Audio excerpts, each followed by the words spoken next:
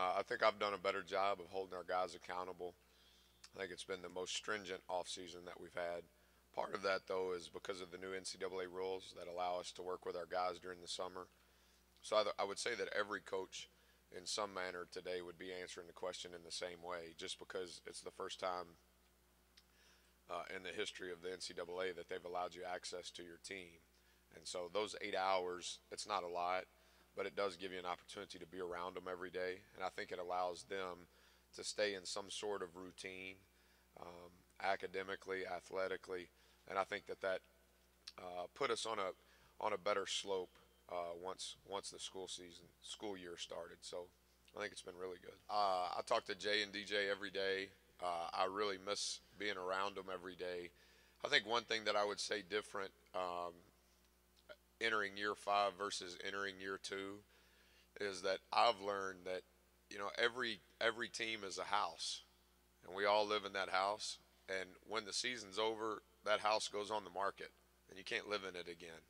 And so you can look up the stats. I mean, Jay and DJ, 37 points, 12 rebounds, 70 minutes combined. I mean, they were pretty impressive.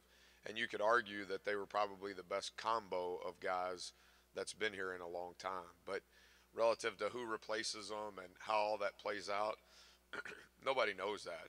We're in a different house. I like the house that we're building. I like the people we're building it with. But we're not going to be able to replicate exactly who DJO and Jay were as players. But I think collectively, I like where we're at. Obviously, we're playing a much more difficult schedule than we've ever played. So we'll find out probably quicker than we found out in the past. The health of our guys and the unity and the collective power of our team will determine our success and or failure. You know, Devonte and Chris are probably two of the better fives that have ever been on the same roster because they're so different. Like Chris will actually guard a ball screen. Devontae's still trying to figure out what it is because he's so far away from it he can't see it. But offensively, when you throw the ball to Devontae, he's like a jack-o'-lantern. He kind of lights up and he's ready to go, and he creates. Towards the end of the year, not necessarily the Georgetown game, but particularly BYU, Murray State, he was really the point guard on our team because we were running everything through him, not necessarily for him to score. He was just like the point guard in the paint. So the dynamics of those two guys, I think, are really good. Obviously, we can't justify this yet, but I would like to play a season with both of them healthy. When Chris got hurt last year against Washington, and then when Devontae got hit at Villanova, I think that was one of the harder things that I've seen in my career as an assistant or a head coach.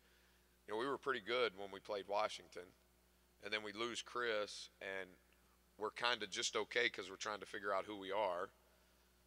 And then we lose Devontae, and we know who we are because there's not that many guys on the team.